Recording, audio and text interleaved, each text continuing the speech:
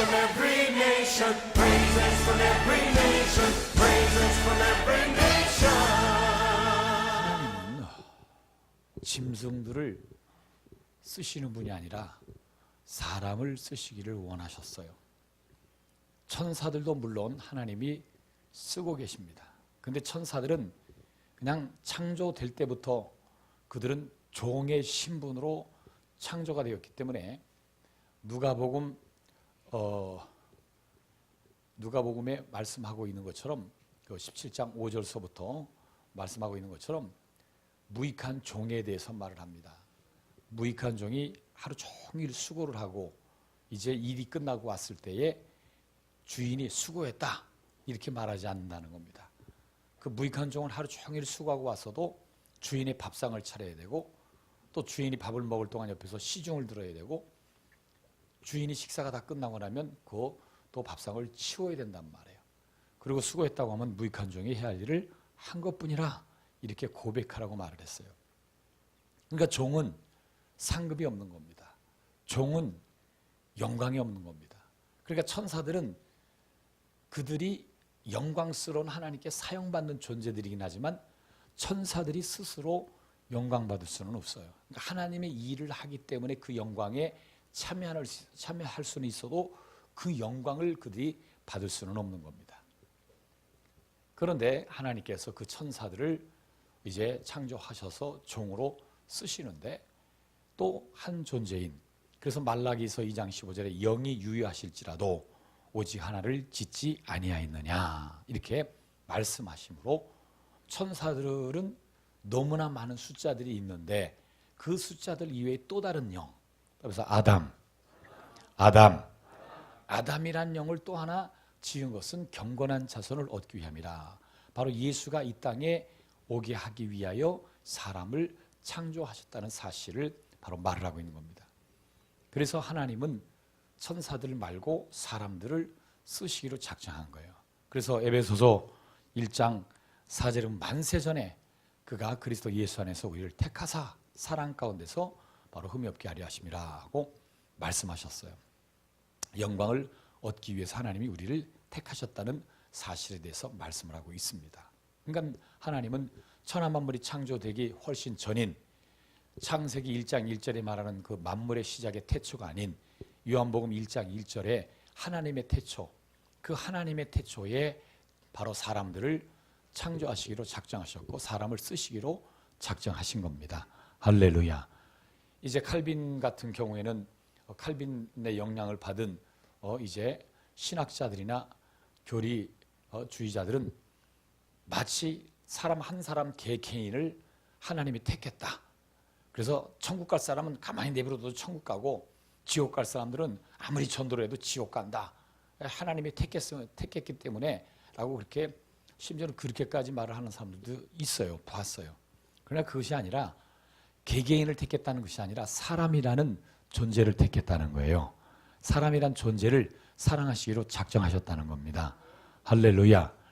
개나 돼지나 짐승을 쓰려고 한 것이 아니라 사람을 쓰시려고 하나님이 작정하신 것이라는 사실을 우리가 알아야 하는 겁니다. 로마서 5장 8절에는 우리가 아직 죄인 되었을 때 그리스도께서 우리를 위해서 피 흘리심으로 하나님께서 우리에게 대한 자기 사랑을 확증하셨다 그랬어요. 그래서 내가 예수 믿기 전에 하나님 나를 사랑하셨다. 만세 전에 나를 사랑하셨고 또 내가 예수 믿기 전에 나를 사랑하셨다. 그래서 우리가 다른 것은 몰라도 하나님이 나를 사랑하고 계신 것에 대해서는 절대로 의심하면 안 됩니다. 사람들은 내가 열심히 하지 못하니까 혹은 불순종하기도 하고 여러 가지 육신의 연약함 때문에 내가 달려가지 못하고 또 나이가 많아서 헌금도 못하고 전도도 못하고 정말 내가 이게 무슨 쓸모가 있을까 싶을 정도로 정말 자기 자신에 대해서 자신감을 잃어버리는 경우가 있어요. 제가 솔직히 말씀드리면 목회를 하면서 제가 정말 큰 힘을 얻던 것이 노인분들입니다. 사실은 노인분들 때문에 제가 힘을 얻었어요. 교회가 젊은 사람들은 젊기 때문에 자기 지식 있고 이론 있고 경험 있고 자신만만해요. 그래서 자기의 그 의견도 많고 자기의 생각도 많습니다. 제가 천막 교회 때 정말 너무 힘들고 어렵고 교인들은 전부 다 대부분의 젊은 교인들은 저에 대해서 이렇게 좀 유지가 되는 사람이 한 말 때문에 영향을 받아가지고 저에 대해서 이렇게 별로로 생각하고 또 제가 목회를 그만뒀으면까지도 그렇게 말하는 사람들이 있었어요. 그래서 제가 심히 고민을 한 적이 있어요. 목회를 내가 더 할 수 있을까? 이렇게 나를 신뢰해 주지 못하는데 내가 목회를 할 수 있을까? 큰 소리를 하면 큰 소리를 한다고 난리, 조그마한 소리를 하면 조그마한 소리를 한다고 난리. 그러니까 이렇게 해도 트집을 잡고 저렇게 해도 트집을 잡고 어떻게 해도 트집을 잡아요. 그런데 그런 상황에서 그러니까 설교를 하면서도 또 뭐라고 트집 잡을래나. 그것이 늘 고민이 된다. 근데 하루는 이렇게 모임을 갔는데 어떻게 노인분들만 이렇게 따로 구역을 만들어서 했던 그런 때가 있었어요. 근데 거기서 이제 말씀을 전하게 되는데 말씀을 증거하는데 노인분들이라 꾸벅꾸벅 졸아요. 말씀을 듣지 못하고 그냥 꾸벅꾸벅 졸아요. 근데 가만히 보니까 다 졸아요. 한 8명 정도 예배드리는데 다 졸아요. 한 분도 이렇게 듣는 분이 없을 정도로 다 졸아요. 또 노인분들이라 밥부터 먹고 예배드리자고 그래서 또 그러자고 그랬더니 밥을 먹고 나니까 이 식곤증 때문에 못 견뎌요. 또 방은 따뜻하고 밥은 먹고 난 다음에 이 식곤증 때문에 눈은 감기고 그러니까 제가 말씀을 전하는데 그냥 다 졸아요. 그래서 그냥 한번 말씀 전하는 걸 중단하고 가만히 있었어요. 그랬더니 꾸벅꾸벅 졸다가 한 분이 그냥 넘어질 뻔해가지고 깼어요. 깨더니 저를 쳐다보고 그다음에 보니까 다 졸고 있거든. 그러니까 막 깨워가지고 그래서 이제 또 다시 증거하고. 근데도 모임 끝나고 나니까 노인분들이 하는 말이 다 은혜 받았다고. 무슨 은혜 받았는지. 이제 가끔가다 인도에 말씀 전하러 가면 인도 목사님들이 이렇게 그 좌석에 앉아서 말씀을 듣는 목사님들은 막 사모함이 있어요. 그런데 주최하는 목사님들은 말씀을 안 듣습니다. 나갔다 들어왔다 나갔다 들어왔다 저기 연락하고 여기 연락하고 막 사람 만나서 얘기하고 막 늦게 오는 사람들 들어오라고 자리에 앉냐고 막. 그러니까 예배 최고 방해하는 사람들이 주최하는 목사님들이에요. 주최하는 목사님들이 정말 주최를 해야 되는데 주책을 부리고 있는 걸 많이 봐요. 그리고 난 다음에도 또 끝나고 나면 파스토 필레몬 오늘 대단히 아주 스페셜 은혜 받았다고 나한테 그렇게 말을 해요. 그래서 도대체 무슨 은혜를 받았다고 하는가. 그렇듯이 노인분들이 다 졸고 있다가 은혜 받았다는데 뭘 은혜 받았냐고 물어보고 싶어요. 근데 그냥 그건 예의상 인사하는 거죠. 그래도 그냥 그런가 보다 하고. 그런데 갑자기 노인분 한 분이 목사님, 그래서 예 했더니 목사님 다른 데로 가지 마세요 그러더라고. 그래서 왜 그렇게 말씀하세요 했더니 목사님 자꾸 다른 데로 갈 것 같아가지고 목사님이 요즘 얼굴에 기쁨도 없으신 것 같고 어느 순간인가 보면 목사님이 한숨을 푹푹 쉬고 계시고 수심이 가득 차고 목사님이 꼭 그만두고 어디로 갈 것 같다고 아무 데도 가지 마시라고. 그래서 예 감사합니다 그러는데 또 한 번 있다가 목사님 가면 우리는 어떻게 해요? 목사님 가시면 우리는 어떡하냐고 하면서 우시는데 아이고 막 저도 그냥 대성통곡을 해버렸어요. 이분들 때문이라도 내가 정말 목회해야 되겠다. 정말 노인분들은 단 한 번도 저를 거스리거나 단 한 번도 제가 말하는 것에 토를 달거나 그렇게 해본 적이 없어요. 뭐라고 저기 해도 아유 목사님이 저희들보다 나니까 다 알아서 하시죠. 하나님이 허련히 목사님을 택하셨으려고요. 그러니까 하는 말마다 꼭 우리 어머니같이 나를 품어주시고 우리 어머니같이 나를 보듬어주시고 내가 뭐라고 해도 그것을 다 받아주신단 말이에요. 그러니까 제가 정말 노인분들만 이렇게 모아놓은 그 구역 모임에 가가지고 제가 큰 위로를 받았어요. 그래서 내가 정신 바짝 차리고 다시 해야 되겠다. 할렐루야. 결정적인 순간에 그랬어요. 그러니까 저는 노인분들이 내가 헌금도 못하고 전도도 못하고 나이가 많고 무릎도 아프고 허리도 아프고 어디도 아프고 매일 이래서 교회에 도움 하나도 못 되고 목사님께 도움이 하나도 못 되는데 나 같은 게 뭐가 필요했느냐 그러는데 아니에요. 정말 목회자가 목회를 하는 데 있어서 큰 담력을 얻게 해주고 다시 이를 악물고 결심하게 만들어주는데 노인분들의 역할이 대단히 컸다는 것을 저는 지금 하나님 앞에와 여러분들 앞에 고백하는 겁니다. 할렐루야. 따라서 쓸모없는 사람은 단 한 사람도 없다. 하나님께는 모두가 다 귀한 자들이다. 우리 몸의 지체에서 쓸모없는 존재가 뭐가 있어요? 우리 몸의 지체에서 쓸모없는 존재는 없습니다. 다 필요합니다. 눈썹도 필요하고 머리카락도 필요하고 수염이 필요 없는 거 맨날 자라니까 참 귀찮죠. 어떤 다 뽑아버리고 싶어 막. 그냥 저녁 때 깎으면 또 아침에 또 깎아야 되고 아침에 깎아도 저녁 때 되면 또 여기 새카맣게 돼서 또 깎아야 되고 귀찮죠.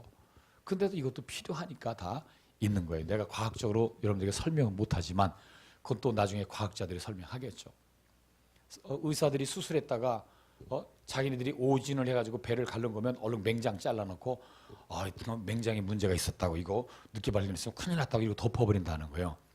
근데 맹장이 쓸모없어서 잘라내는데 맹장이 금색이 들어와가지고 쓸모없는 것이 아니라 좋은 균들, 사람 몸에 있어서 가장 좋은 균들이 거기 가서 배양이 돼서 더 이렇게 나오게 하는 그런 역할이 있다는 것을 이제 밝혀내고 있어요. 그러니까 맹장이 쓸모없는 것이 아니라 맹장은 꼭 필요한 것이라는 것이 이제 밝혀지고 있단 말이죠.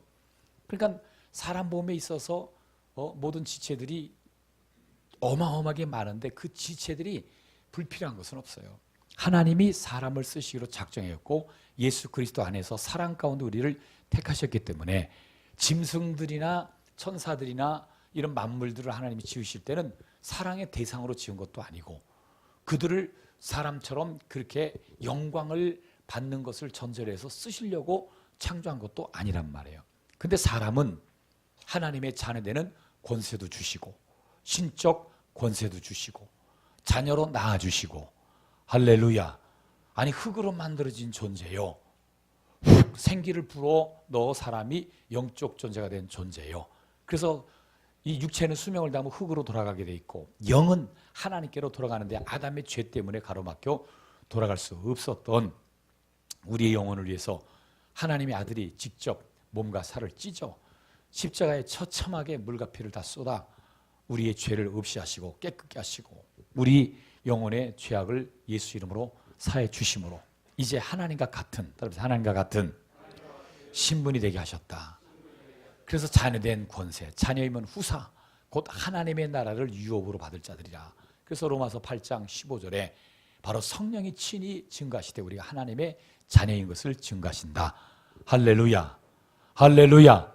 그러니까 모든 만물들 가운데 하나님은 사람을 쓰시기로 작정하셨는데 어떻게 쓰시느냐. 만물을 지으시고 하나님께서 만물을 지으시고 잘 안 보이네. 하나님께서 만물을 지으시고 이것도 잘 안 보이네. 다시 하나님은 만물 이게 행정을 담당하신 분이 이거 확인해서 다음에 좀 갖다 놓으세요. 근데 만물을 지으시고 바로 보좌를 지으시고 이 보좌를 천사들이 수호하게 했단 말이에요. 그리고 이 만물이라는 것은 지구가 있고 그 다음에 우주가 있고 그 다음에 우주 바깥에 바로 하나님의 하늘, 하나님의 하늘, 그렇죠. 하나님의 하늘이 있단 말이에요. 이 지구의 하늘이 있고 이건 스카이라 그러고 우주의 하늘이 있고 이건 스페이스, 코스모스라고도 하고 그 다음에 헤븐의 하늘, 이제 하나님의 하늘이 있단 말이에요. 그런데 이 하늘조차도 하나님의 품속과 같단 말이에요. 여러분들 그냥 그렇게만 이해를 하세요. 근데 예수님은 어디로부터 오신 분이에요? 대부분 하늘로부터 왔다 그렇게 말을 하는데 우리 요한복음 1장을 한번 보세요. 요한복음 1장. 요한복음 1장 18절 시작. 본래 하나님을 본 사람이 없으되 아버지 품속에 있는 독생하신 하나님이 나타내셨느니라. 그러니까 예수님은 아버지 품, 하나님 아버지 품, 아버지 품속에서 바로 이 땅에 말씀이 육신되어 오신 분이 그러니까 이렇게 오셨다는 얘기예요. 지구로 아버지 품속에서 이렇게 지구로 오셨다는 얘기예요. 그래서 마리아의 태를 통해서 이 땅에 태어나신 것에 대해서 말씀을 한단 말이죠. 그러니까 아버지 품속에서 독생하신 아들이 나타내셨느니라. 할렐루야. 할렐루야.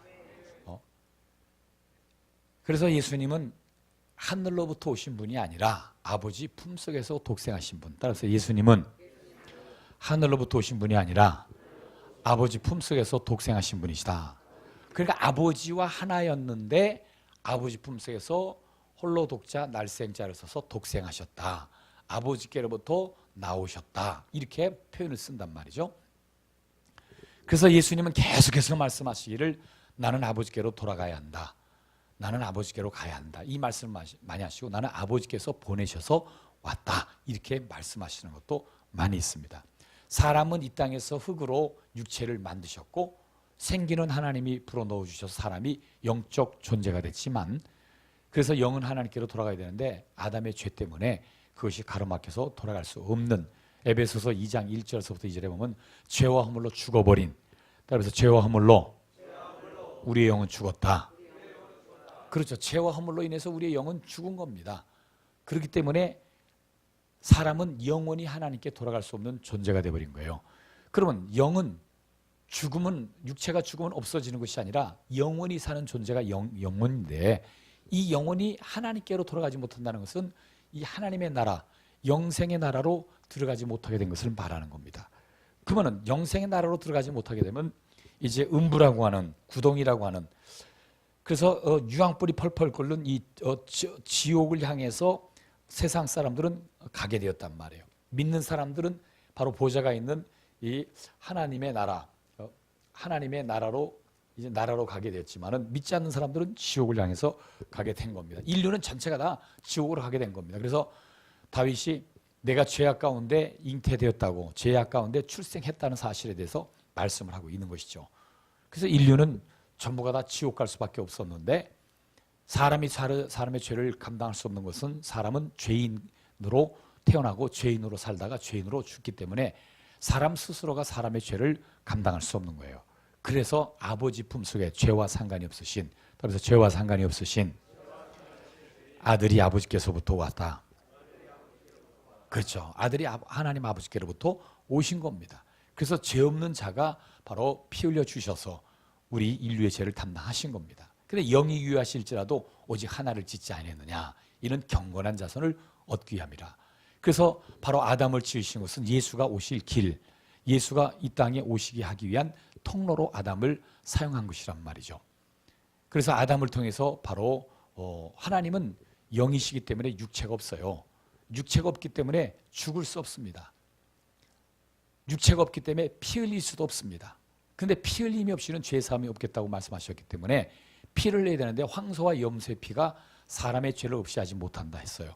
그래서 하나님의 피가 흘려져야 되는데 하나님은 육체가 없기 때문에 피를 흘릴 수 없어요. 그래서 요한복음 4장 23절 24절에 하나님의 영이신 예배하는 자가 신령과 진정을 해야 된다.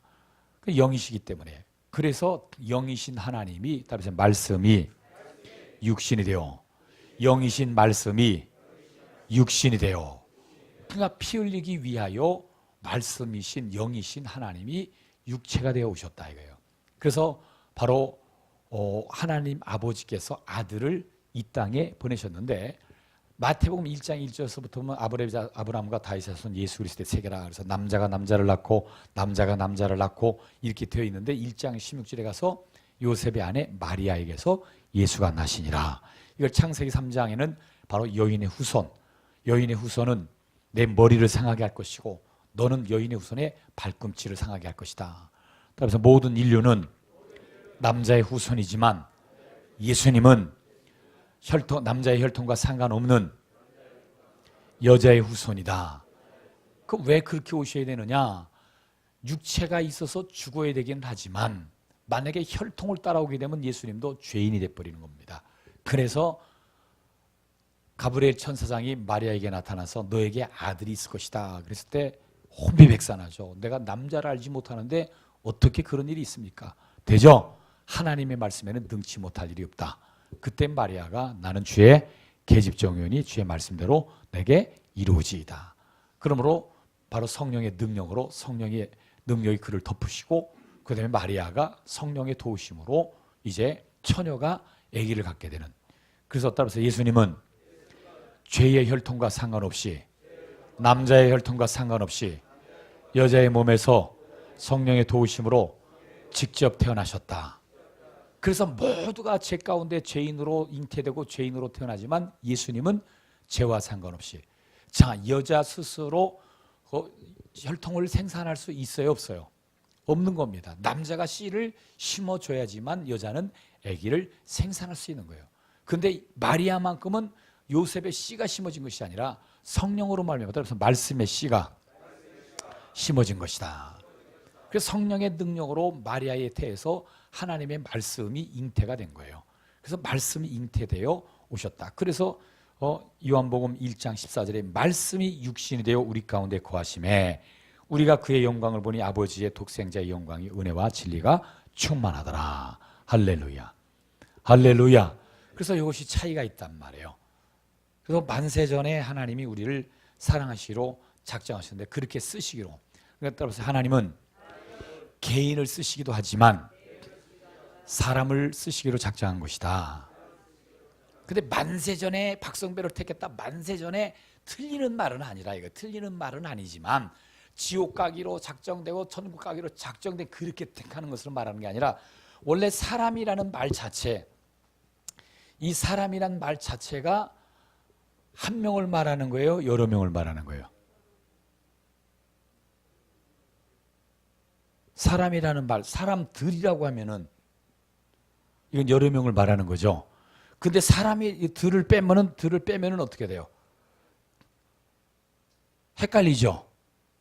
그런데 단어 가운데에 그런 단어들이 있어요. 이 사람이란 말은 1인칭이기도 하고 2인칭이기도 하고 3인칭이기도 하단 말이에요. 한 사람을 말하기도 하고 또 두 사람을 말하기도 하고 혹은 수십 명, 수백 명도 사람이라는, 아프리카 사람 하면 아프리카 쪽 사람들을 말하는 거죠. 근데 전 세계 족속, 그러면 이건 남미, 북미, 아시아, 유럽 할 것 없이 모든 사람을 통틀어서 말하는 거예요. 그러니까 그 사람이란 말에는 한 사람도 포함되어 있는 것이고 두 사람도 포함되어 있는 것이고, 근데 이것이 바로 말라기서 2장 15절에 영이 유해하실지라도 오직 하나를 짓지 않았느냐. 왜 하나라고 말을 하느냐?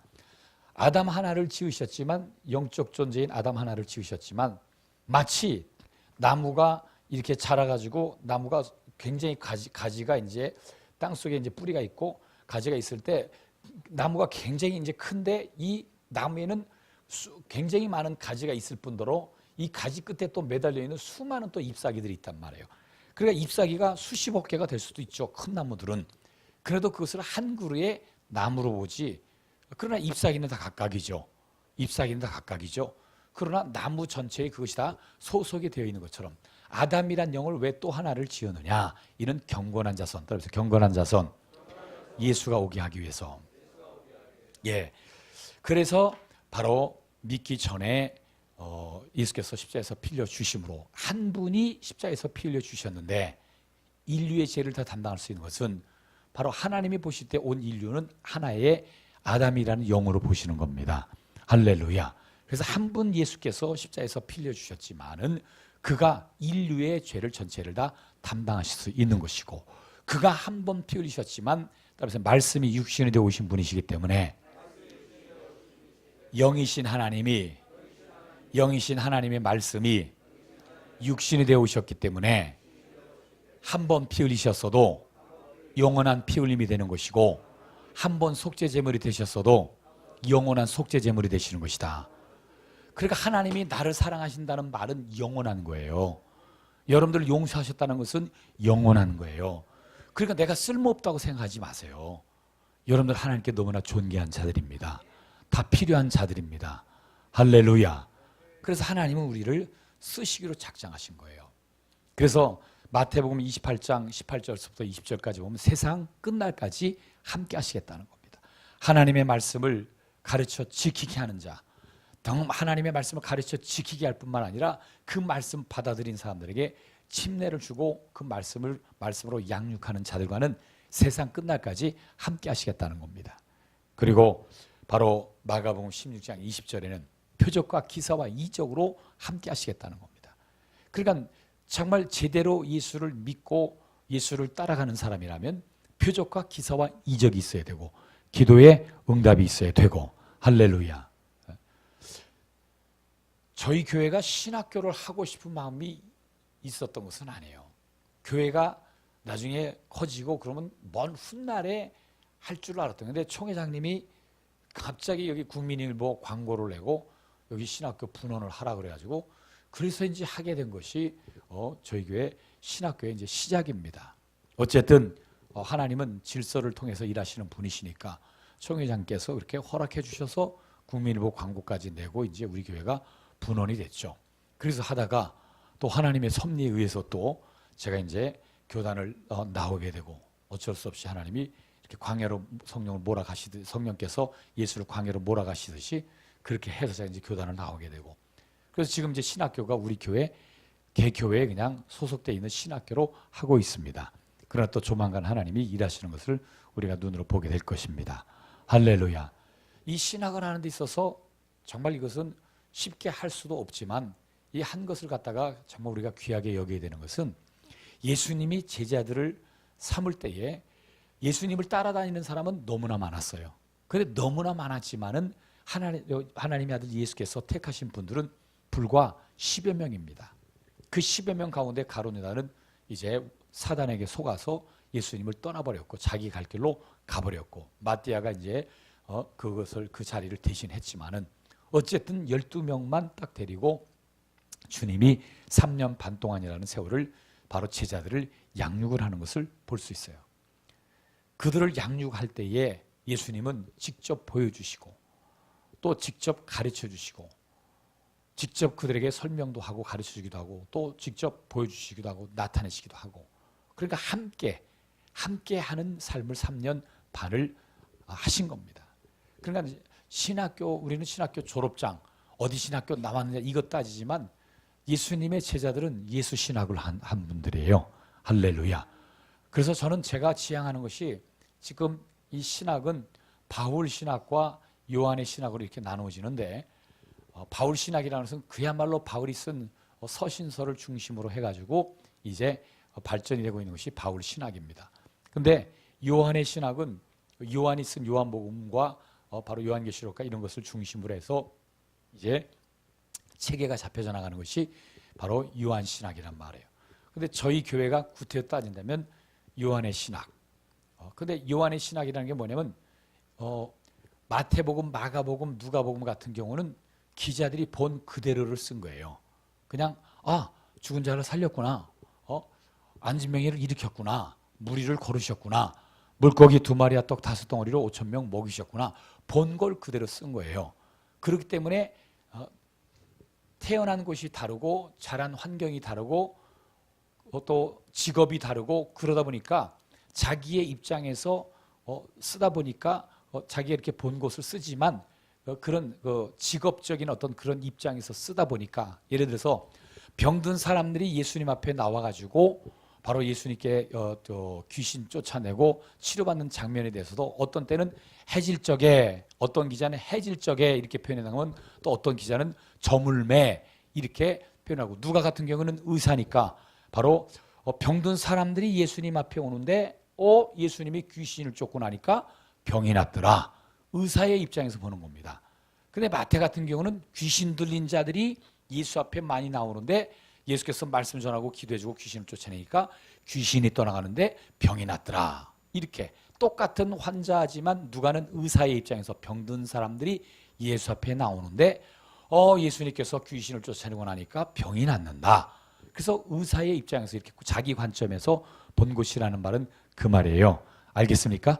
옛날에 버스 안내양들이 있었을 때 버스 안내양들은 타면 손만 봅니다. 회수권이나 톱큰 내는 거 그것만 봅니다. 구두 닦는 사람들은 얼굴 안 봐요. 아이고 신발 닦을 때 됐네요 이러지 얼굴 보고 신발 닦을 때 됐네 이렇게 안 한단 말이에요. 그러니까 자기 직업에 대해서 군인들이 가끔 가다가 버스 타고 가는데 선전한 기상나팔 부는 그런 선전하는 것이 있었어요. 근데 버스 뒤에 타서 막 졸고 가는데 갑자기 기상나팔 소리가 들으니까 막 이 눈을 탁 뜨고 막 정신 차리고 이렇게 딱 보니까 TV 라디오 선전 나오는 거였거든. 그러니까 다시 잠들듯이 직업병이 있듯이 이렇게 마태가 본 예수, 마가가 본 예수, 누가가 본 예수. 근데 이 요한복음만큼은 요한의 철학이 담겨 있단 말이에요. 그게 무슨 말이냐면 따라서 성령의 감동하심으로 예수를 보고 말하듯이 설명하고 있다. 자, 모세는 하나님이 천지를 창조할 때 그 현장에 있었어요? 없었어요? 근데 대체 하나님이 천지를 창조하시더라 하고 마치 하나님이 천지를 창조할 때 이렇게 턱을 개고 무지 드러나고 하셨구나, 이렇게 하셨구나 한 것처럼 모세가 기록을 했어요. 그러니까 모세 오경은 모세가 기록한 것이라는 것을 이제 신학적으로 그렇게 가리키고 있습니다. 근데 모세가 어떻게 천지 창조할 때 그것을 보고 기록했겠느냐. 그래서 이것은 하나의 그냥 꾸며낸 얘기다. 또 창세기 1장서부터 10장까지 이건 신화다. 이렇게 주장하는 신학자들도 있어요. 해방 신학자들이나 자유주의 신학자들은 그렇게 해석을 해버립니다. 신화다, 그건 신화다. 근데 우리가 만약에 신화를 쫓는 사람이라면 우리는 구원이 없는 겁니다. 영생이 없는 겁니다. 우리는 허탄한 신화를 쫓는 사람들이 아니라 살아계신 하나님을 따르는 사람들이에요. 할렐루야. 자, 그런데 선지자들은 몇천 년 뒤에 오실 예수를 예언을 했단 말이에요. 그가 찔리면 우리의 허물을 인하며 그가 상하면 우리의 죄악을 인함이라.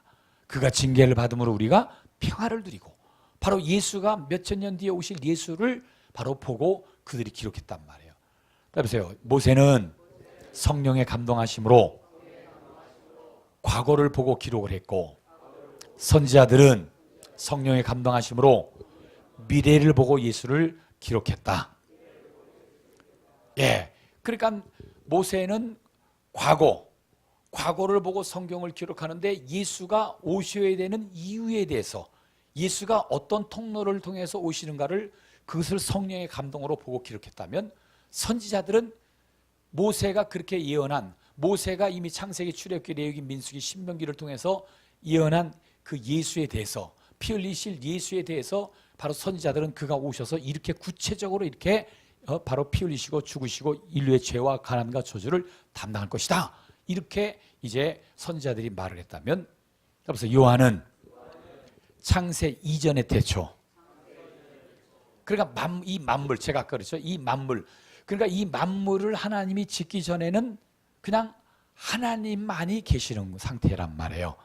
근데 성경은 그 부분에 대해서는 구체적으로 말을 하고 있지 않기 때문에, 구태여 이제 제가 말을 한다면은 이 만물을 만들기 전에 상태는 그냥 하나님 한 분이 영광 받고 계시는 거예요. 근데 하나님이 아들을 위하여 이 만유를 지으셨다. 그래서 아들을 위하여 만유를 지으셨다.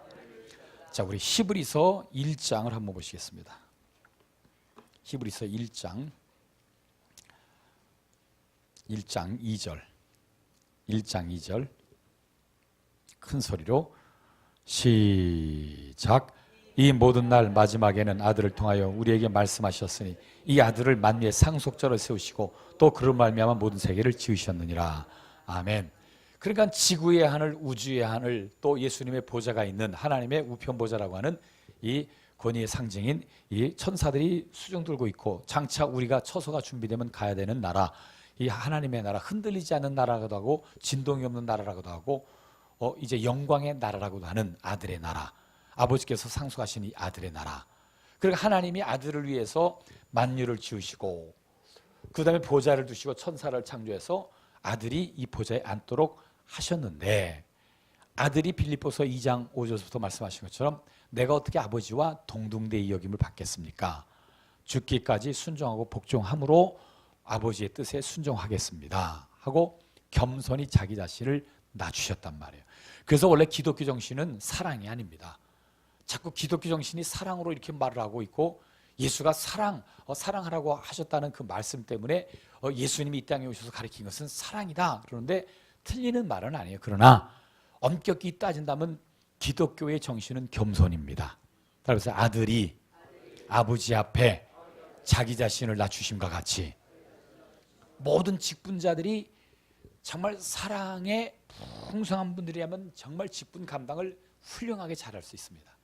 근데 거기에 좀 더 구체적으로 그 사랑이 어떤 사랑이냐면 따라서 나를 겸손히 낮추는, 그렇죠, 나를 겸손히 낮추는, 나를 주장하지 않고 오직 하나님의 사랑과 아들의 사랑과 성령께서 말할 수 없는 탄식으로 우리를 위해서 간구하고 계신 성부 성자 성신 삼위일체 되신 하나님의 그 사랑을 나라는 존재가 온데간데 없이 사라지게 하고 그 사랑만 온전히 드러낸다면, 따라서 겸손함으로 하나님의 사랑을 드러낸다면, 그러니까 율법은 사랑의 법입니다. 그래서 율법의 대강령이 뭐냐 하고 물어봤을 때 첫째는 목숨과 마음과 성품을 다해 하나님을 사랑하고, 두 번째는 그와 같이 내 이웃을 사랑하라. 그래서 율법의 강령은 하나님을 사랑하고 이웃을 사랑하라는 사랑의 법이다. 그러니까 율법은 사랑의 법이란 말이에요. 예쁜 놈은 뭐를 하나 더 주고 매 한 대 더 주고, 사랑하는 놈은 떡 하나 더 준다, 그런 말이 있듯이 그러니까 율법은 사랑의 법이 하나님을 사랑하게 하고 이웃을 사랑하게 하고. 그런데 예수께서는 오셔서 내가 율법을 폐하러 온 것이 아니다. 그러니까 하나님을 사랑하고 이웃을 사랑하는 것 당연히 해야 된다. 또 너희 의가 서기관들과 바리새인과 같지 않으면 결단코 하나님의 나라에 들어가지 못한다, 이렇게 말씀하셨어요. 그래서 예수의 말씀을 통해서 마태복음 5장 17절에 내가 율법을 폐하러 온 줄로 착각하지 마라. 나는 율법을 폐하러 온 것이 아니라 온전케 하러 왔다. 할렐루야. 완성시키러 왔다. 그럼 율법의 약점이 뭐냐?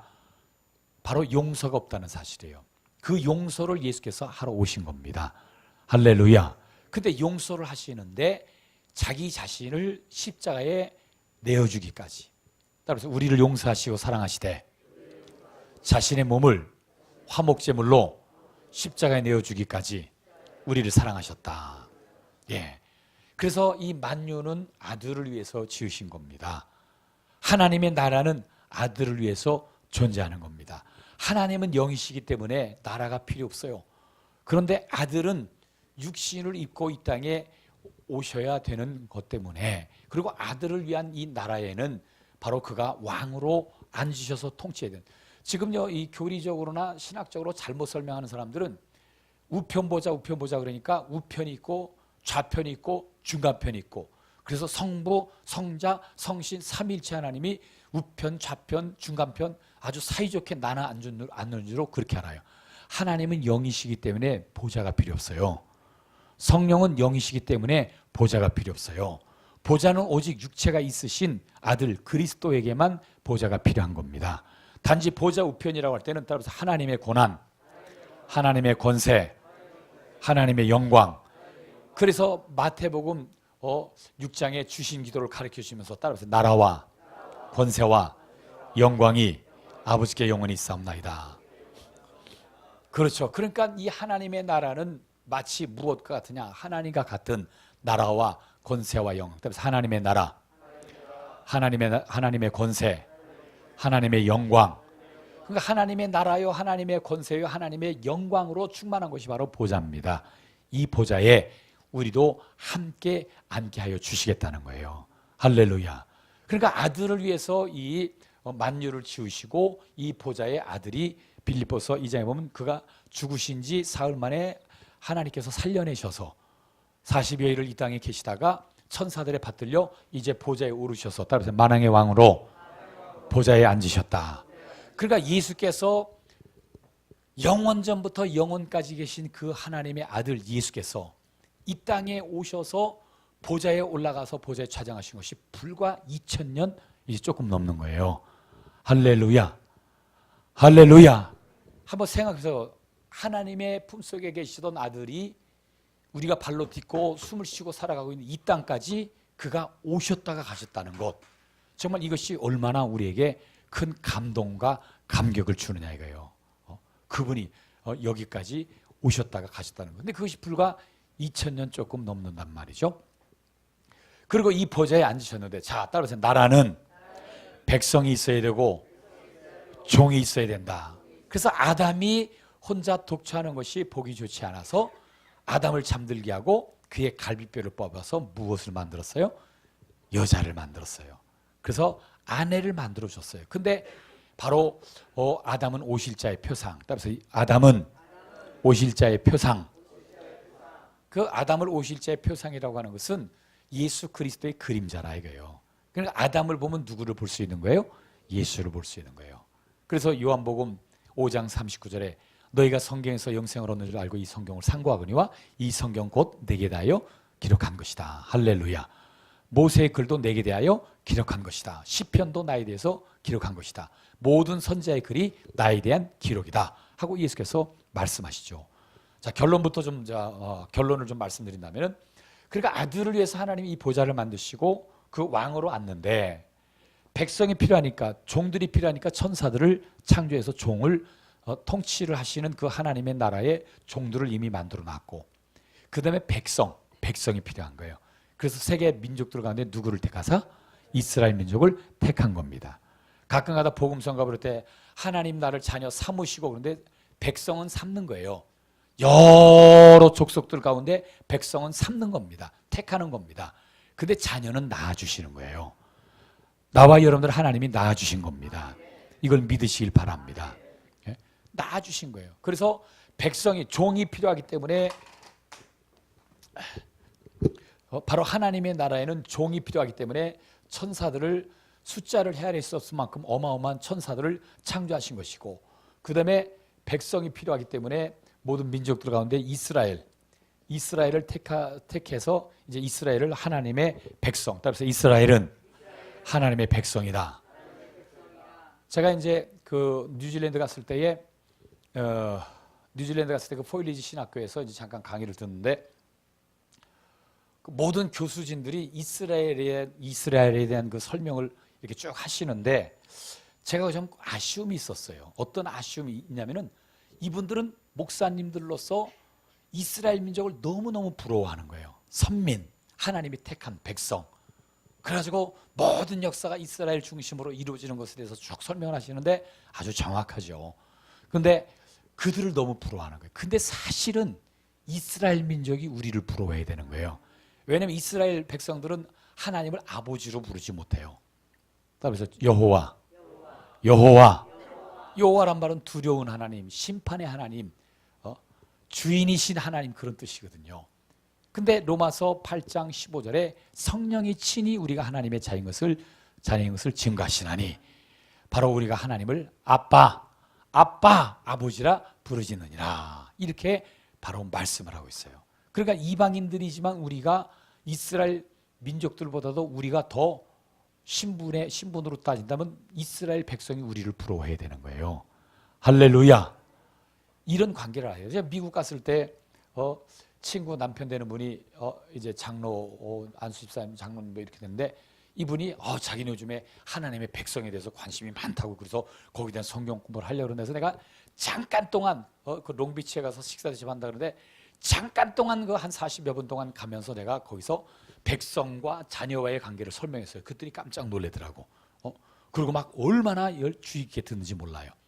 지금 다 하나님의 백성 그러는데 우리는 하나님의 자녀들이에요. 그래서 나는 하나님의 자녀이다. 백성은 삼는 거지만 자녀는 낳는 거예요. 그래서 요한복음 1장 13절에 혈통으로나 육정으로나 사람의 뜻으로 나지 않고 오직 하나님께로부터 난 자들이라. 할렐루야. 나는 하나님께서 낳아주셨다.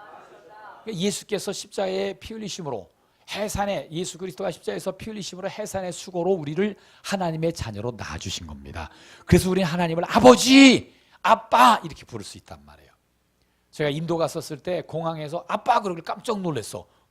이게 무슨 말이야? 근데 엄마 또 이래. 이 타미러가 한국말 아빠하고 엄마가 똑같아요.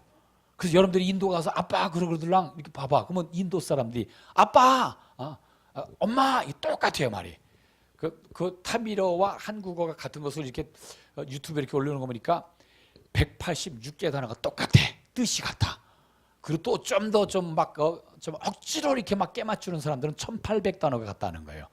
그래서 하는데, 그래가지고 인도 타밀나두주 사람하고 한국하고 무슨 연관이 있는 건가 해서 또 뭐 가야 때 인도 공주가 시집 와가지고 또 뭐 그렇게 전파했을 것이다 해가지고 막 이러고, 또 어떤 내가 인도 가서 말씀 증거하거나 꼭 그런 주책 맞은 인도 목사님들이 있는데, 인도하고 한국은 같은 민족이었다고 또 이렇게 주장해요. 별 사람들이 다 있어. 그래서 내가 예수만 전하세요. 아무리 말이 같고 뭐가 같다고 해도 예수만 전하세요. 이제 그러고 말지만은. 예. 근데 어쨌든 모든 민족들 가운데 이스라엘 백성을 하나를 선민으로 딱 택하신 것이고 우리는 택한 것이 아니라 하나님이 낳아주신 겁니다. 신분의 차이가 있어요. 알겠습니까? 그러니까 이스라엘 백성이 하나님의 자녀인 우리를 부러워해야 되는 거예요. 근데 그 뉴질랜드 그 폴리지 신학교에서 교수님들이 이렇게 강의를 하시는데 그 이스라엘을 너무 부러워하는 거예요. 모든 역사가 이스라엘 중심으로 이루어지고 세상의 멸망도 이제 이스라엘을 갖다가 공격하기 시작하면 멸망이 있을 것이고 다 뭐 틀리는 것은 아니지만 한 가지 내가 아쉬움이 있다는 것은 저분들이 하나님의 자녀와 백성의 관계를 알고 자 그런데 백성이 종이 필요해서 천사들을 지으셨고 백성이 필요해서 이스라엘 민족을 택하셨고 왕이신데 자녀들이 필요해서 따라서 자녀들이 필요해서 모든 족속들 가운데 그죠 모든 족속들 가운데 이제 예수라는 이름을 영접하는 사람들을 하나님의 자녀로 낳으셨다고 요한복음 1장 12절 13절에 말씀하셨어요. 그러니까 자녀들도 있어요. 근데 아담이 혼자 독처하는 것이 보기 좋지 않아서 누구를 만들었다 그랬어요? 여자를 만들었어. 여자를 왜 만들었어? 그래서 신부로 주려고. 그렇듯이 예수께서 죽으신 지 3일 만에 부활하시고 보좌에 앉으셔서 아버지께 허락받아 성령을 보내주심으로 그래서 성령을 보내주심으로 교회가 시작되었다. 자, 요한계시록 2장을 보시겠습니다. 요한계시록 2장 우리 1장 20절서부터 한번 1장 20절서부터 7절까지 1장 20절서부터 2장 7절까지 시작. 내가 본 것은 내 오른손에 7별의 비밀과 또 7 금촛대라. 7별은 7 교회의 사자여 7 촛대는 7 교회니라. 에베소 교회의 사자에게 편지하라. 오른손에 있는 7별을 붙잡고 7 금촛대 사이를 거니시는 이가 이르시되 내가 내 행위와 수고와 내 인내를 알고 또 악한 자들을 용납하지 아니한 것과 자칭 사도라 하되 아닌 자들을 시험하여 그의 거짓된 것을 내가 드러낸 것과 또 내가 참고 내 이름을 위하여 견디고 게으르지 아니한 것을 아노라. 그러나 너를 책망할 것이 있나니 너희 처음 사랑을 버렸느니라. 그러므로 어디서 떨어졌는지를 생각하고 회개하여 처음 행위를 가지라. 만일 그리하지 아니하고 회개하지 아니하면 내가 내게 가서 내 촛대를 그 자리에서 옮기리라. 오직 내게 이것이 있으니 내가 니골라당의 행위를 미워하는도다. 나도 이것을 미워하노라. 귀 있는 자는 성령의 교회들에게 하시는 말씀을 들을지어다. 이기는 그에게는 내가 하나님의 낙원에 있는 생명나무의 열매를 주어 먹게 하리라. 7 촛대 사이에 다니시는 이는 바로 성령을 의미하는 겁니다. 성령이 임하시는 그때로부터 요엘서 2장에 보면은 말세에 모든 육체의 내용을 부어주리니 하므로 성령이 임하시는 그때로부터 따라서 성령이 임하시는 그때로부터 말세가 시작이 되었다. 그러니까 성령이 임하심으로 말세의 시작 말세의 시작이 됐는데 이 말세의 시작과 더불어 시작이 된 것이 따라서 교회의 시작. 교회가 시작이 되었어요. 그러니까 말세에 성령을 보내주셨는데 이때로부터 또 시작된 것이 교회의 시작이란 말이에요. 그래서 성령이 임하시면 너희가 권능을 받고 예루살렘과 사마리아와 유대와 땅까지로 나의 증인이 되리라. 할렐루야. 그러니까 성령이 교회들에게 하시는 말씀. 근데 자, 또 우리 3장 21절을 3장 21절 다 같이 21절 22절 시작.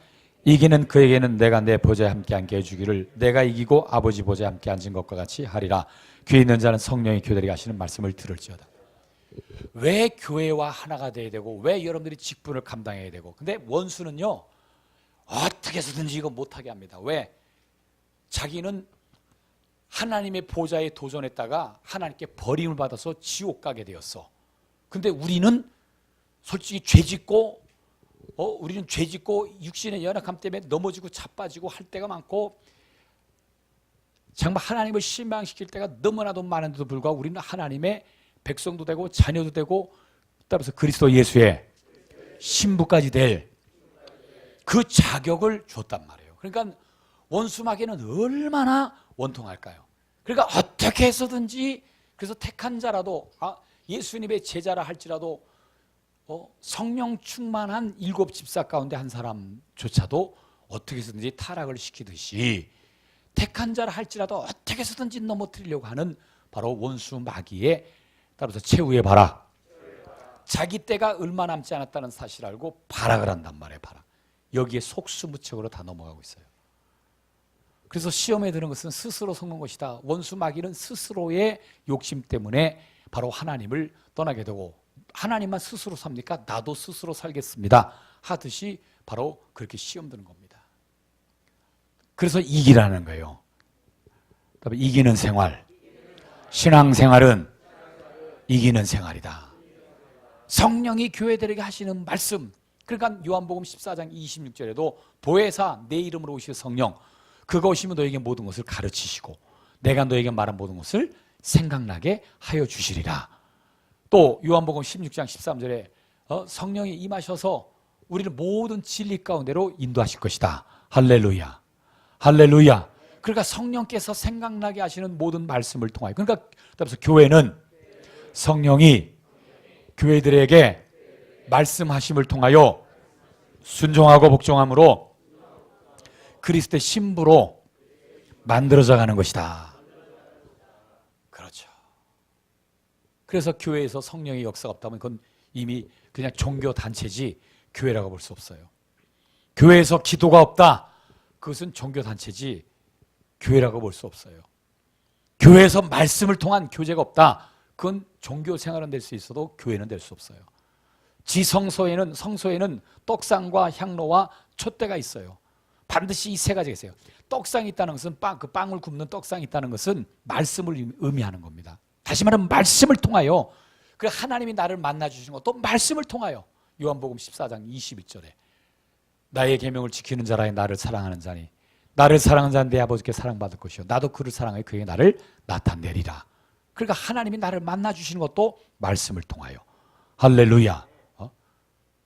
그 말씀을 초월해버리면 기독교가 아니에요.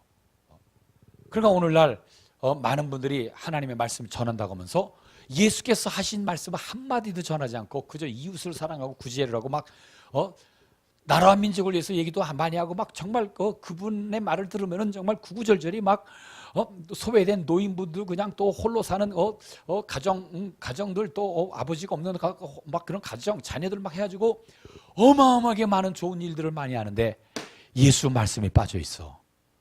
그러면 구제 단체는 될 수 있어도 나는 길이요 진리요 생명이니 나로 말지 않고는 아버지께로 올 자가 없다고 하신 그 예수의 말씀과는 상관이 없는 것이 돼버린단 말이에요. 이래서는 안 되는 겁니다. 그러니까 요한은 정확하게 예수가 어떤 분이신가, 그가 태초에 하나님과 함께 계셨던 말씀이셨는데 그가 곧 하나님이시다. 말씀이 육신이 되어 오셨다. 바로 아버지께서 보내셔서 오셨다. 그런 아버지와 하나이고 한 몸이신데 아버지가 보내심으로 이 땅에 독생하셔서 오셨다 하고 바로 예수에 대한 이 설명을 요한은 성령의 충만함으로 쭉 설명하고, 이 요한계시록에 와서는 바로 하나님의 나라에 필요한 종들과 그 다음에 이스라엘 백성과 모든 족속을 통해서 예수 이름을 영접하는 자들을 자녀로 낳아주시는 자녀들과 또 왕이신 예수, 따라서 왕이신 예수, 만왕의 왕이신 예수, 만주의 주가 되시는 예수, 그가 보좌에 홀로 앉아 독주하는 것이 보기 좋지 않았기 때문에, 아담이 홀로 독주하는 것이 보기 좋지 않았기 때문에 잠들게 하고 그 다음에 갈비뼈를 뽑아 여자를 만들듯이, 그래서 아내를 바로 아담에게 허락하시듯이 이제 말세 치말에 성령을 아버지께 허락받아 보내주신, 그러니까 예수께서 아버지께 허락받아 성령을 보내주신 이유가 뭐겠어요? 아담을 잠들게 한 이유가 뭐였어요? 신부를 만들기 위해서. 그러면 아들이 보좌에 앉으셔서 아버지께 허락받아 성령을 우리에게 보내주신 이유가 뭐겠어요? 그렇죠.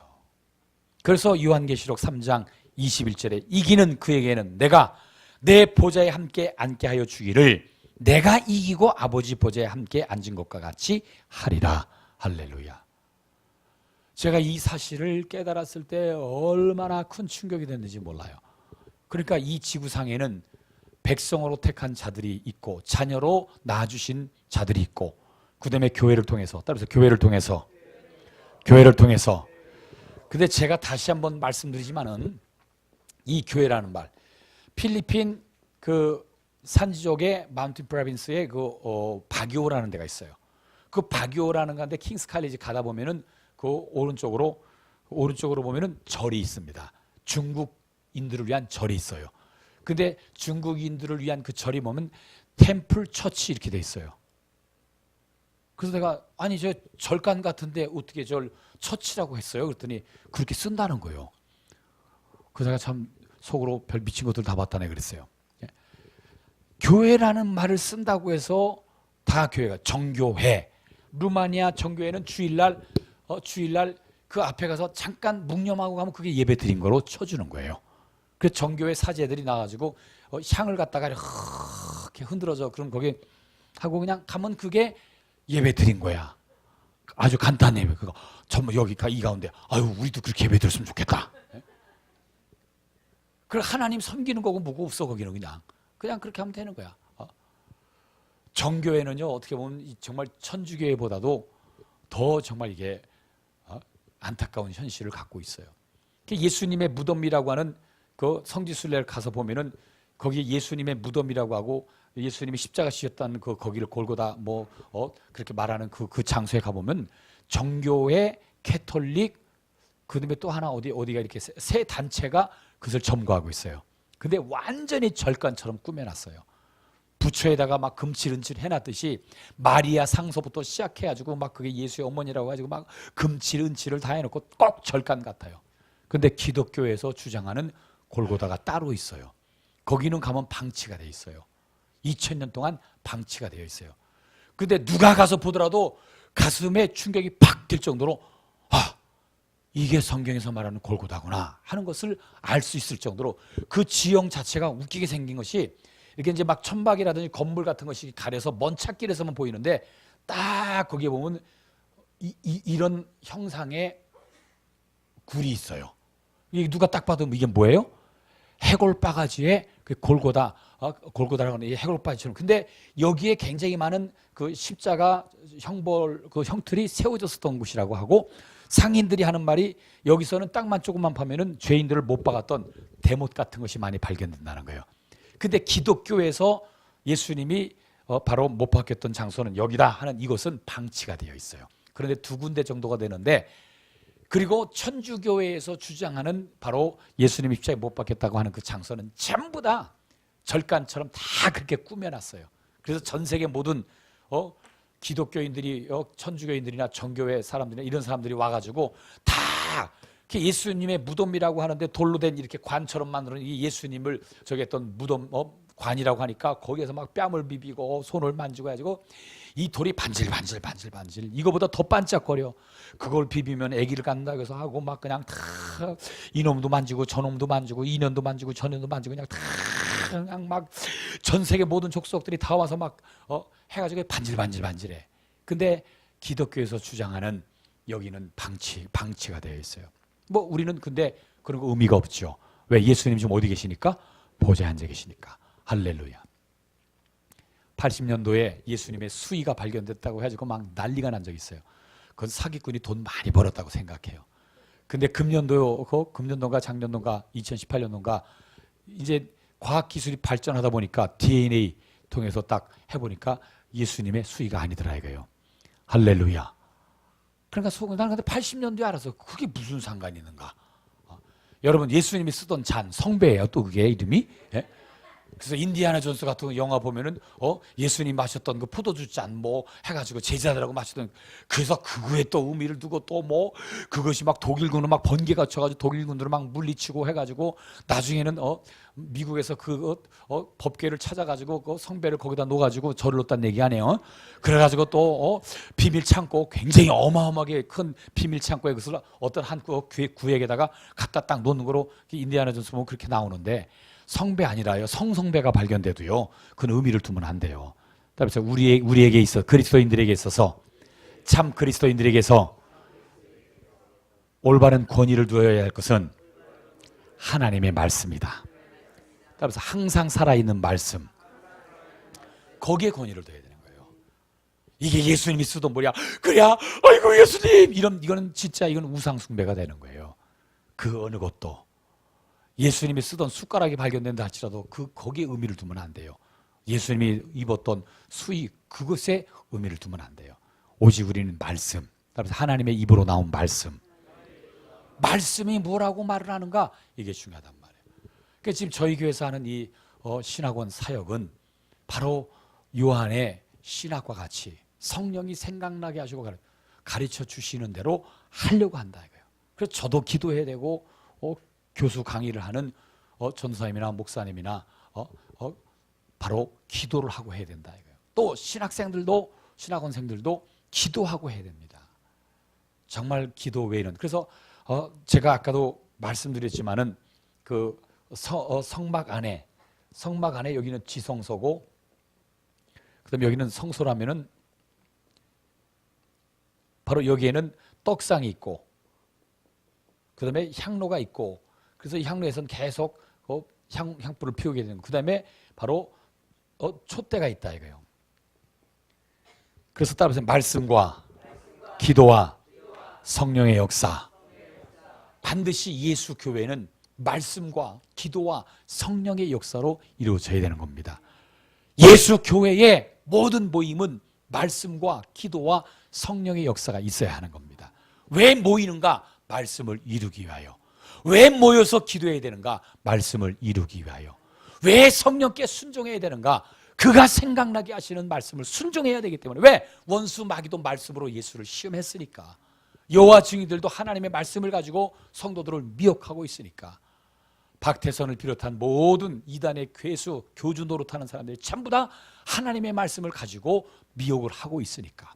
성령이 교회들에게 하시는 말씀, 따라서 성령이 교회들에게 하시는 말씀. 그렇죠. 성령이 교회들에게 하시는 말씀이라면 누구를 증거하겠어요? 예수를 증거하는 겁니다. 아마 다른 교회 다니다 우리 교회 오신 분들은 이 찬송가에 주라고 되어 있는 것을 전부 다 예수여로 바꾸니까 어떤 때는 이 낱말이 안 맞을 때도 있어요. 예수라는 글자는 두 글자고 주라는 글자는 한 글자고 하니까 주께로 가까이 이렇게 해야 되는데 예수께로 가까이 하니까 이게 좀 막 빨리 불러야 되는 어떤 그런 부분이나 이게 좀 헷갈릴 수 있어요. 그럼에도 불구하고 우리가 주여로 돼 있고 주님으로 되어 있는 걸 전부 다 예수로 바꾸는 이유는 하도 문선명이도 자기를 주라 그러고 안산홍도 자기를 주라 그러고 박태선이도 자기를 주라 그러고 또 이만희도 자기를 주라 그러고 자기 자신들을 주라고 자꾸 그렇게 말을 하고 있단 말이에요. 근데 예수요 하면은 확실히 구분이 되는 겁니다. 예수는 오직 한 분이십니다. 할렐루야. 그러니까 될 수 있으면 주여라는 말을 우리는 쓰지 말고 예수요. 그래서 예수님이 예수여 예수여 하는 자마다라고 하지 않았어요. 뭐라 그랬어요? 주여 주여 하는 자마다. 난 그게 참 감사해요. 주여 주여 하는 자마다 다 천국에 들어갈 것이 아니요. 내가 주의 이름으로 귀신을 쫓았나이다. 새 방언을 말했습니다. 권능을 행했습니다. 선자 노릇했습니다. 할 때 예수님께서 언제 이렇게 말하지 않고 그래 너 귀신 쫓은 거 알아. 권능 행한 거 알아. 그래 선자 노릇도 했고 가르치는 데서 권능도 많이 행했더만 근데 나와 상관이 없어. 오늘 교회를 다녀도 주님과 전혀 상관이 없는 사람들이 있습니다. 전혀 상관이 없는 사람들이 있어요. 물론 저는 목사로서 저 영혼이 돌아오겠지, 저 영혼이 제대로 하겠지 하고 끝까지 내가 마침표를 찍을 권한은 없기 때문에 저는 마침표 찍지 않습니다. 근데 보여요. 저렇게 가면 이 사람의 구원도 잃어버리고 저렇게 가면 이 사람이 영생에 들어갈 수도 없겠구나. 이게 보여요. 보여요. 저는 그게 보여요. 그게 보이기 때문에 괴로워요. 그게 보이기 때문에 너무 속상해요.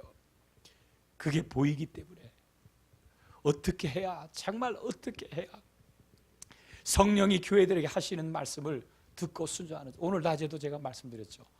여러분들이 아무리 전에도 여러분들 개인의 말로 받아들이는 사람은 절대로 예수께 나오지 않습니다. 근데 여러분들이 하는 말, 비록 여러분들이 부족하고 연약하고 정말 정말 모자라는 부분이 있다 할지라도 여러분들 개인의 말이 아니라 살아계신 하나님이 여러분들을 통해서 하는 말이라는 것을 인정하는 순간에 그 영혼은 돌아올 기회를 얻는 겁니다. 할렐루야. 내 자식이라 할지라도 그냥 엄마가 하는 말, 아버지가 하는 말로 들으니까 전혀 돌아올 생각을 못하고 있죠. 그러나 정말 우리가 눈물을 흘리며 몸부림치며 기도하고 내가 하는 말이지만 이건 내가 하는 말이 아니라 예수님이 하신 말씀을 너에게 전해주는 것이다. 살아계신 아버지께서 하신 말씀을 너에게 전해주는 것이다. 그것을 딸이나 아들이 정말 그것을 어머니의 말로 아버지의 말로 받지 않고 하나님께서 어머니를 통해서 하나님께서 아버지를 통해서 내게 하는 말이라는 것을 인정하는 날, 그때는 정말 울며불며 회개하는 역사가 있을 것입니다. 할렐루야. 난 지금도 청년 때 한 가지 기억이 나는 것이 어떤 자매가 교회 와서 펑펑 우는 거예요. 근데 뭐 교회 와서 기도할 수 울 수 있으니까 그냥 가려고 하는데 자꾸 이 마음에 걸려요. 그 기도 끝날 때까지 나도 뒤에서 기도하다가 내가 자꾸 마음에 감동돼서 그러는데 뭐 때문에 그렇게 우냐 그랬더니 하는 말이 자기가 그 시골에서 올라와가지고 단국대학교 다니면서 자기 남동생하고 같이 올라와서 자취를 하면서 살고 있는데 얘가 이렇게 예수를 안 믿는다 이거예요. 시골에서 살았을 때는 교회를 다니고 그랬는데 서울에 와서는 아예 술 먹고 담배 피고 맨날 늦게 들어오고 완전히 얘가 타락을 해가지고 안 돌아온다 이거. 그래서 자기가 술 먹고 들어와서 잠자고 있으면 머리다 손 얹고 기도하면 또 귀신같이 알아가지고 이 쌍년 어디다가 손 얹고 기도하냐고 막 손을 잡아 비틀기도 하고 자기를 후드로 패기도 하고 그렇게 1년, 2년, 3년 막 지나가면서 너무너무 그러다가 자기가 전도하는데 그날은 아주 막 더 엄청난 핍박을 받고 성경책 다 찢어 발기고 막 당하고 너무 속상해가지고 교회 와서 막 통곡하는 거였었어요. 예. 누나가 하는 말로 받아들이니까 동생이 안 믿는 거죠. 권위를 안 두는 거죠. 그래서 그 자매가 하는 말, 자기 이제 포기해야 될 것 같다고. 얘는 도저히 안 될 것 같다고. 그래서 내가 성령의 감동이 있으셔서 제가 그랬어요. 아니, 주님이 포기하지 않았고 그 동생이 돌아올 것이다. 반드시 돌아올 것이다. 따라서 우리의 기도는 하나님이 듣고 계신다. 반드시 이루어 주신다. 그래서 내가 그 자매에게 그랬어요. 이제부터 동생을 위해서 기록해라. 핍박할 때마다 노트에다가 기록하든지 수첩에다 기록하든지 기록해라. 오늘 동생한테 권면하다 뺨 한 대 맞았으면 뺨 한 대 맞은 거 기록해라. 기도해 주다가 머리다 손 얹고 술 먹게 하는 귀신 나가라고 그렇게 하다가 동생 손목 비틀었으면 손목 비틀은 거 기록해라. 다 기록해라. 전부 다 기록해라. 언제까지? 동생이 돌아올 때까지. 그리고 동생에게 나중에 그 노트를 보여주라 그랬어요. 근데 그 자매도 성령의 감동이 되니까 기도해달라고 해서 기도해 주는데 엉엉 울더라고요. 그리고 1년도 안 돼가지고 그 동생이 교회를 나오게 되었어요. 할렐루야. 그래가지고 막 저를 쫓아서 전도사님 내 동생이 드디어 오늘 교회를 나왔습니다. 그리고 인사를 시켜주더라고. 근데 잘생겼어. 조금만 더 가꾸면 나하고 수준이 비슷하게 맞겠더라고. 예? 근데 내가 그 형제 나왔는데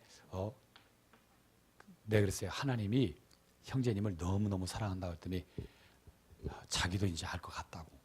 그래서 내가 그 누나 되는 사람한테 그랬어요. 그 노트를 보여줘라. 그랬더니 마침 그 자매가 그 가방에다 이제 노트를 가지고 있었어요. 그걸 이제 꺼내서 동생한테 주니까 이게 뭐냐고. 너 전도하느라고 내가 매 맞기도 하고 성경제 찢어버리기도 하고 네가 행포를 부리고 핍박을 하고 밥상 뒤집어 엎고 막 한 그런 것에 다 기록해놓은 거 했더니 아이고 창피하게 이걸 왜 꺼냈냐고 막 그러면서 누나 정말 미안하다고. 근데 내가 그 형제한테 그랬어요. 누나는 뺨 맞고 성경책 찢어고 모욕을 당하고 그랬지만 자네를 위해서 죽지는 않았네. 그러나 예수님은 자네를 위해서 죽으셨어. 예수님은 자네를 위해서 물과 피를 다 쏟으셨어. 예수님은 자네를 위해서 십자가에서 뻘개 벗김을 당했고 예수님은 자네를 위해서 양손과 발목에 못 박혔고 가시관 쓰셨고 사람에게 뺨 사대기를 맞고 발길로 채이고 침뱉음을 당하고 얼굴에 주먹을 가격질 당하고 만왕의 왕 만주의 주이신 그가 침뱉음을 당한다. 있을 수 없는 일입니다. 만왕의 왕, 만주의 주이신 예수가 뻘개벗김을 당한다. 있을 수 없는. 너 때문에, 나와 인류의 모든 죄 때문에. 할렐루야. 그래서 그 형제한테 말하는데 이 형제가 털썩 주저앉아서 통곡을 합니다. 통곡을 합니다. 할렐루야. 여러분, 언제까지, 여러분들이 언제까지 원수에게 속삭이는, 원수의 속삭이는 그 말을 듣고 주님을 따라가기를 이렇게 더디할 겁니까? 여러분들이 더디하면 자식들은 더더욱 시간이 점점 더 멀어진다는 사실입니다. 우리가 있는 힘을 다해서, 그래서 이 성령의 교회들이 하시는 말씀, 바로 요한계시록 2장 1절서부터 에베소 교회를 비롯해 가지고 이 서문화 교회라든지 두아드리아 교회라든지 사대 교회라든지 빌라델피아 교회라든지 라오디게아 교회라든지 이런 모든 교회에 말을 하는 그 결론이 뭡니까? 그래서 이기는 자들에게. 그래서 오늘날 성령이 임하심으로 교회를 세워주신 것은 계속해서 자녀를 낳아주시는 이 일도 하지만, 그래서 그 자녀들 가운데 순교적 신앙생활하는 순교자들과 순교적 신앙생활하는 사람들을 신부로 택하기 위해서다. 제가 이것을 깨달았을 때 너무 큰 충격이 됐던 겁니다. 왜 죽도록 충성하라고 하는가? 아들 예수가 이 땅에 오셔서 죽기까지 충성하심으로 보좌에 앉으셨어요. 그 보좌에 함께 앉을 자들은 죽도록 충성하게 돼 있는 겁니다. 그 보좌에 앉을 바로 자들은 아비, 전토, 친척, 부모, 형제, 처자를 부인하고 바로 달려갈 수 있는 겁니다. 그러나 이 사실에 대해서 믿어지지 않고 이 사실이 보여지지 않는 사람들은 그냥 종교 생활하듯이 할 수밖에 없는 겁니다. 여러분, 다시 한번 여러분들에게 말씀드리지만 우리가 이 신학교를 하게 된 것은 우리가 막 하고 싶어서 한 것이에요. 제가 여러분들에게 계속 말씀드리잖아요. 저는 제가 신앙생활 시작하면서부터 지금까지, 또 목회를 시작해서 지금까지 내가 무엇을 이렇게 하려고 한 적이 없어요. 바로 요한복음 16장 13절에 말씀하신 것처럼 성령께서 모든 진리 가운데로 인도하신다는 것처럼 저를 인도해 주셨고, 또 마가복음에 성령께서 예수를 광야로 몰아내신지라 말씀하시듯이 저를 몰아내시는, 제가 단 한 번도 선교 사역지에다 내가 거기 가서 말씀 좀 전하게 해달라고 한 적이 없어요. 요청이 들어와서 도무지 물질도 없고 교회적으로 물질도 없고, 그런데 요청이 들어와서 울고불고 기도하다 보면 물질을 채우셔서 가게 하셨고, 물질을 채우셔서 가게 하셨고, 물질을 채우셔서 가게 하셨어요. 지금까지 그렇게 해주셨어요. 할렐루야. 그러니까 내가 했다 소리를 하지 못하게. 어떤 분들은 저한테 왜 목사님들 교인들하고만 이렇게 해도 되는데 왜 인터넷까지 이렇게 하냐. 왜? 내가 했다 소리 하지 않으려고. 내가 했다 소리 하지 않으려고. 주님이 해주셨다는 그 고백을 하려고. 그러니까 교회를 세우신 그 결정적인 이유는 성령이 교회들에게 하시는 말씀을 들을지어다. 이기는 자들에게는. 할렐루야. 그래서 이 요한계시록 2장부터 3장까지의 이 교회들을 자세히 살펴보면 오늘날 교회들이 어떤 모습을 하고 있는지를 알 수 있어요. 본다고 하나 보지 못하고, 화려하다고 하나 벌게벗은 수치를 지금 당하고 있다는 것을 말씀을 하고 있는 것입니다. 하나님의 나라는 종들로 일할 천사들이 있는 곳이고, 또 백성으로 일할 이스라엘, 그래서 이스라엘 민족을 위한 천년왕국이 첫째 부활 후에 이 땅 지상 재림하셔서 이스라엘 민족을 위한 천년왕국이 시작될 때 그들만을 위한 세상이 되는 겁니다. 그래서 예수가 오시기까지 너무나 혹독한 핍박을 받던 그들에게 하나님이 보상해 주는 차원에서 천년왕국이라는 것은 천년 동안 귀신과 타락한 천사들과 미혹의 영들과 적그리스도의 모든 영들이 다 무정에 갇혀있기 때문에 귀신의 역사가 없으니까 병도 없고 가난도 없고 저주도 없고 질병도 없고 고통도 없는, 마치 영생에 들어가서 우리가 누려야 될 것을 이 천년왕국 때 이스라엘 민족만을 위해서 하나님이 허락한 보상해 주는 기간이에요. 그 기간 동안에 병이 없으니까, 죽음이 없으니까 생각해 보세요. 1000년 동안 아기를 낳는다. 그럼 1000년 동안 아기를 낳는다고 얼마나 많을까? 지금 기네스북에 올라가 있는 기록이 러시아 여성이 한 사람이 낳은 인원이 40몇 명인가 60몇 명인가, 그런데 한 사람이 낳은 것이 무슨 돼지 새끼 낳는 것도 아니고, 이번에 돼지가 19마리 낳았다고 하더라고. 신문에 텔레비에 나오는데, 근데 한 사람이 낳은, 이건 만약에 1000년 동안 살면서 늙지도 않고 만약에 아기를 낳는다면 어떻게 되겠어요? 그래, 지금 인구가 70억인데 이스라엘 민족만 70억이 될 수도 있고 더 넘을 수도 있어요. 따져본다면. 지금 600만 정도밖에 안 되는 이스라엘 민족이 만약에 1000년 동안을 살면서 병도 없이 전쟁도 없이 기근도 없이 만약에 평화로운 가운데 자식들을 1000년 동안 낳는다. 아마 이 지구는 유태인들로 꽉 차는 나라가 될 수도 있을 것입니다. 그때는 미국, 영국, 소련, 러시아, 중국 이런 것도 없고 이방 민족들은 예수를 믿는 사람들은 첫째 부활에 참석한 사람들 이외에는 전부 다 죽임을 당해야 되고 믿지 않는 사람들도 예수께서 재림하시면서 백마를 탄 자의 입으로 나오는 말씀의 검에 의하여 이방적 속들이 다 죽임을 당하고 오직 이스라엘 민족만을 위한 이제 낙원과 같은 것이 이 땅에서 시작되는 겁니다. 그리고 천년왕국이 끝나게 되면은 무정에 갇혀 있던 모든 자들을 전부 다 끄집어내고 낙원에 가 있던 모든 믿음의 사람들을 전부 다 나오게 해서 이제 백보자 심판 후에 길이요 진리요 생명 되신 예수로 말미암아 드디어 준비되고 있고 처소가 준비되고 있는 이 하나님의 나라로 우리가 들어가게 되어 있는 겁니다. 할렐루야. 할렐루야. 나는 그래서 여러분들이 정말 이 사실을 알고 내가 어떤 사람은 자꾸 뭐라고 저는요 그냥 신부 안 되고요. 신부 안 되고 그냥 지금도 네가 그 환경이 그렇게 힘들고 어려서 이렇게 피하고 저렇게 피하고 자꾸 피하는데 영원한 부끄러움을 당하는 것을 그건 피할 방법도 없어. 지금은 피하면 피해지고 지금은 그냥 하기 싫으면 이렇게 피할 수 있지만 그때는 피할 방법도 없는 거예요. 생각해 보세요. 자기가 받을 상급이 없다. 지금 다 앉아있는데 옷을 입고 있으니까 창피하지가 않은 거죠. 뻘겨벗고 있다. 뻘겨벗은 그 부끄러움과 수치가 어떻게 해서 미치지 않고서는 사람들 많은 앞에서 뻘겨벗고 다닐 수는 없는 겁니다. 여러분 하나님은 살아계십니다. 살아계십니다. 하나님은 성령이 임하신 그때로부터 교회의 시작이 되었고 성령은 교회를 통해서 교회와 하나 되고 죽기까지 충성하는 자들 예수의 미친 년 놈소리를 들어가면서 핍박 받아가면서 올인하는 자들 그리고 목배임을 받은 자들 순교자들과 예수의 미치도록 죽기까지 충성하는 자들이 첫째의 부활에 참석한다는 사실입니다. 물론 여러분들이 아유 나는 아예 들렀어 이렇게 생각하실 분들도 있을지 모르겠어요. 아닙니다. 주님은 자녀된 권세를 주셨고 성령을 보내주셨고 말씀을 우리에게 주셔서 누구든지 할 수 있게 하신 겁니다. 내가 게으르고 악해서 못하는 것이지 누구든지 하기 시작하면 천사들은 자꾸 동원이 돼서 있는 자에게 더해 주시는 역사를 경험하게 되는 겁니다. 할렐루야. 기도하시겠습니다. from every nation, praises from every nation, praises from every nation.